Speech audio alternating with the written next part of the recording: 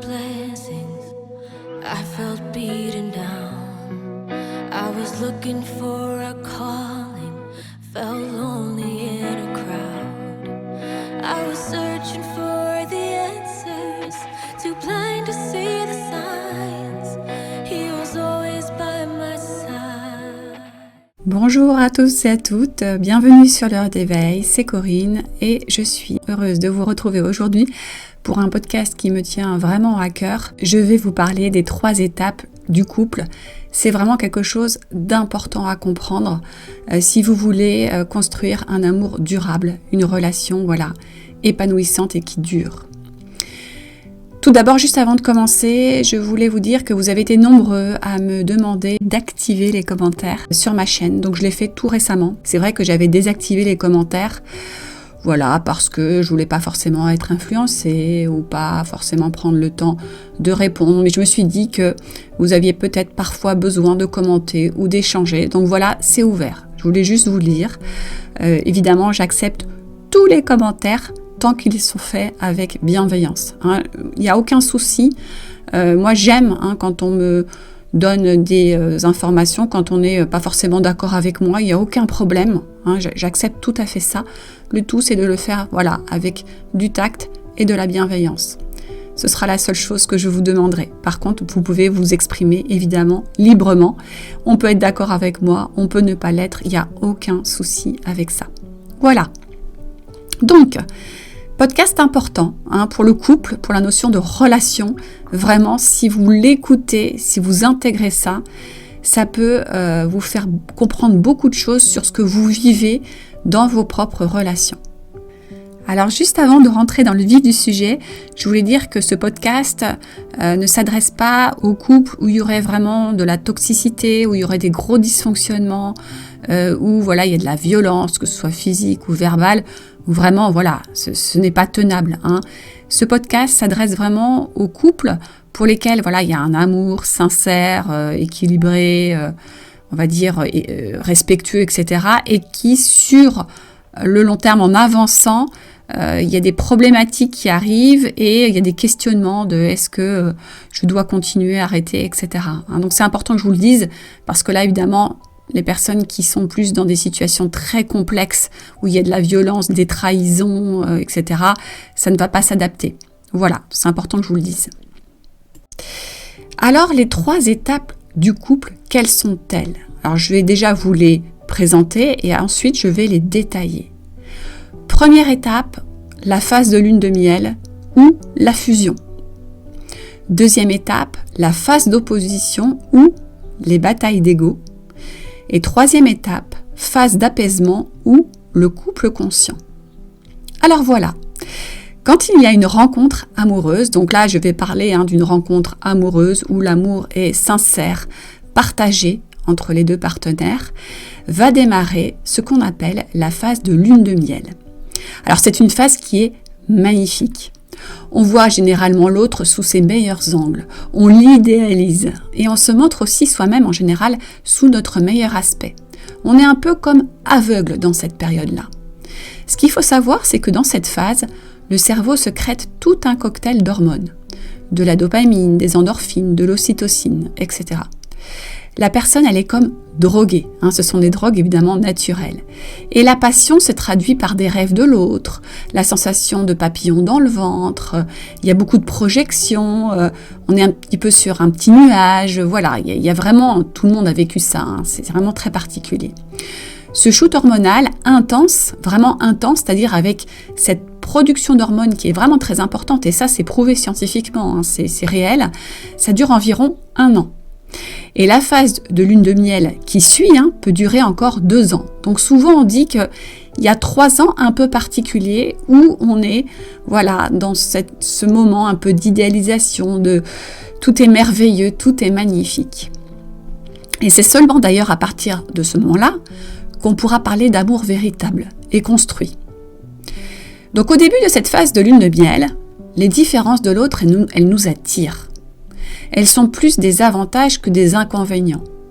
Et en fait, c'est fait pour évoluer. On a besoin d'attirer souvent un opposé. Alors, il n'est pas besoin qu'il soit complètement opposé à nous, mais il y aura des différences pour justement nous permettre d'évoluer, pour nous permettre de revenir sur cette voie du milieu. Donc, c'est intéressant finalement la différence.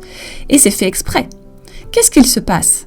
C'est que, vous savez, on a tous notre cerveau reptilien.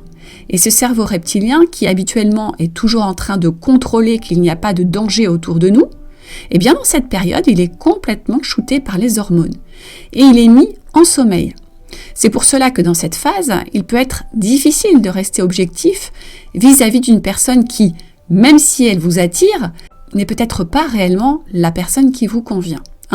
On remarque que le discernement est beaucoup moins actif dans cette période-là. Lorsque cette phase se termine, en général, c'est le moment où le couple s'engage. Il y a une volonté de continuer ensemble, de construire quelque chose. Donc pour résumer cette période de lune de miel, je vous dirais que le couple est dans le 1 + 1 = 1. C'est-à-dire que, comme il s'agit d'un état de fusion, alors c'est forcément un état non durable, puisque la fusion sur Terre ne dure jamais, tout est mélangé. Il n'y a pas deux personnes qui sont bien individualisées, les deux partenaires et la relation ne forment qu'un. Donc, ce n'est pas une situation idéale, mais c'est celle qui existe toujours, dans toutes les relations. Donc voilà, là j'en ai terminé avec la phase lune de miel. Ensuite, voilà, si le couple souhaite continuer, s'engager, on entre dans la phase d'opposition, ce que j'ai appelé également les batailles d'ego. C'est à ce moment-là qu'on entre dans la vraie relation. On passe du rêve à la réalité. Dans cette phase-là, le cocktail hormonal n'est plus actif, c'est fini. Et d'ailleurs, on remarque souvent qu'il commence à y avoir moins de sexualité dans le couple à cette période-là. Contrairement à la phase de lune de miel où la sexualité est très très fréquente, encore une fois, aussi influencée par les hormones, évidemment. Alors il s'agit d'une phase d'opposition, là c'est deuxième phase, où soudainement les différences de l'autre qui ont pu nous attirer au départ deviennent cette fois-ci problématiques. On peut à ce moment-là entrer dans les conflits et surtout penser que l'autre a tort et que forcément nous avons raison. Le cerveau reptilien qui était en sommeil pendant la lune de miel devient soudainement beaucoup plus actif.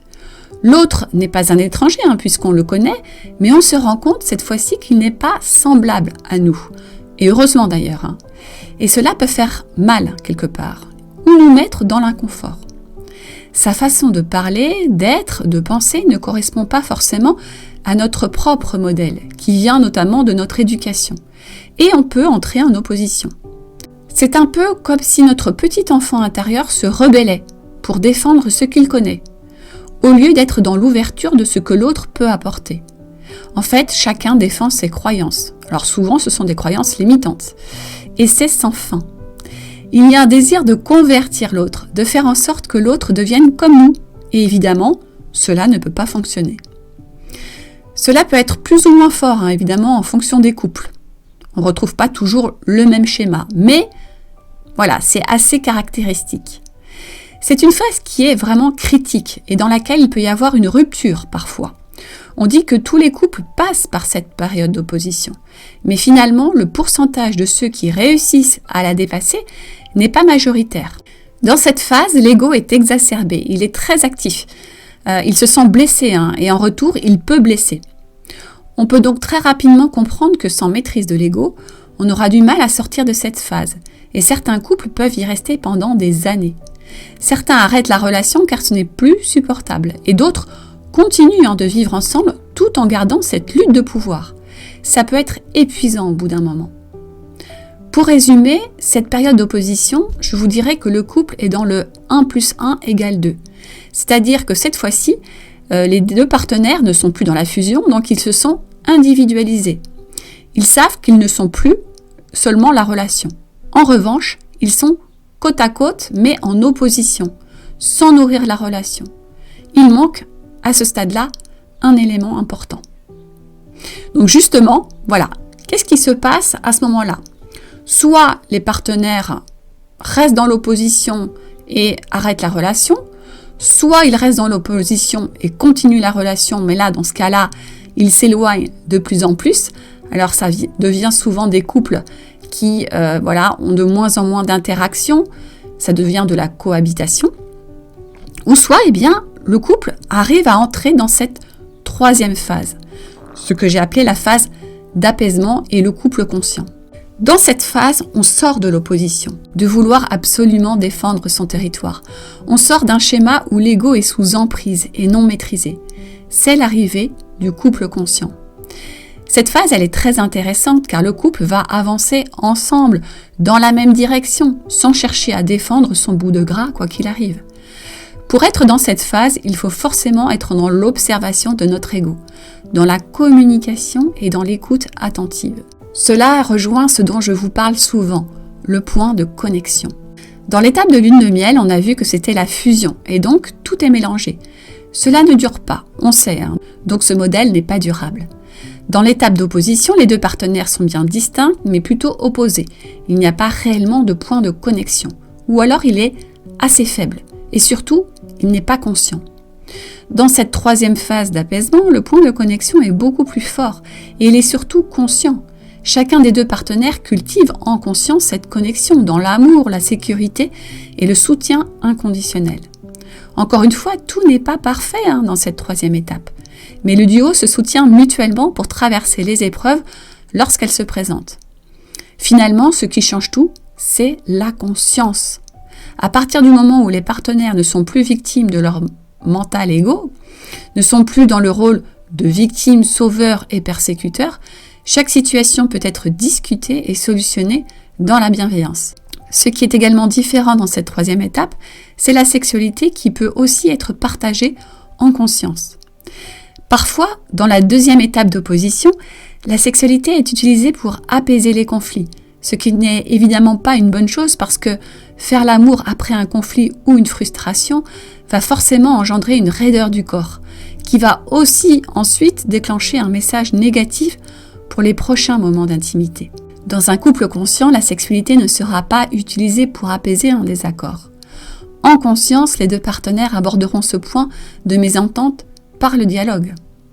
Donc pour résumer cette période d'apaisement et de conscience, je vous dirais que le couple est dans le 1 + 1 = 3.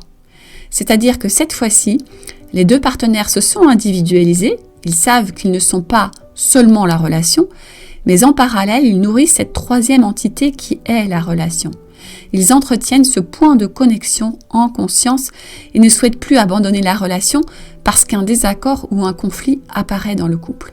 Donc en conclusion, on peut dire que lorsqu'il y a de l'amour à la base, donc lors de la rencontre, un amour qui est évidemment sincère et partagé, il n'y a pas de raison que cet amour disparaisse du jour au lendemain. Non, ce n'est pas possible. L'amour est d'abord en nous.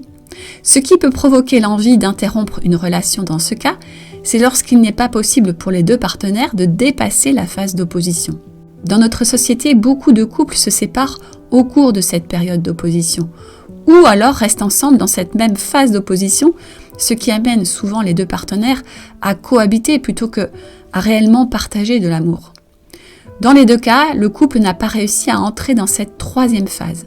Ce qui peut se comprendre car il faut être capable d'y entrer. Et je ne dis pas du tout que c'est facile. Il faut être capable de s'observer soi-même, de ne plus rejouer les schémas égotiques.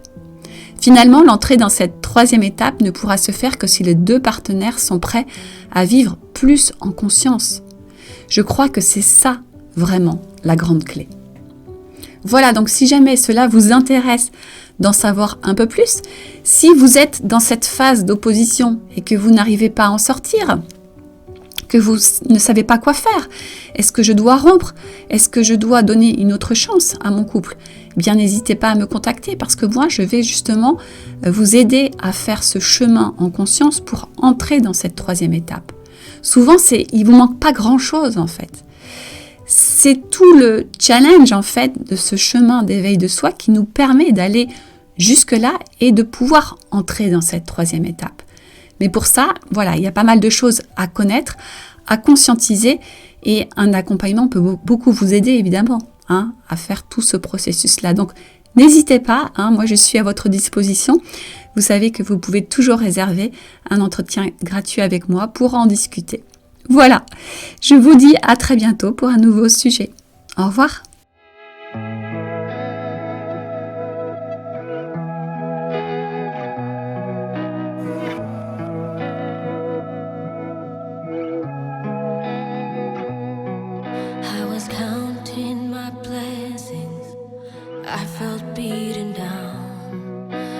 was looking for a calling, felt lonely in a crowd. I was searching for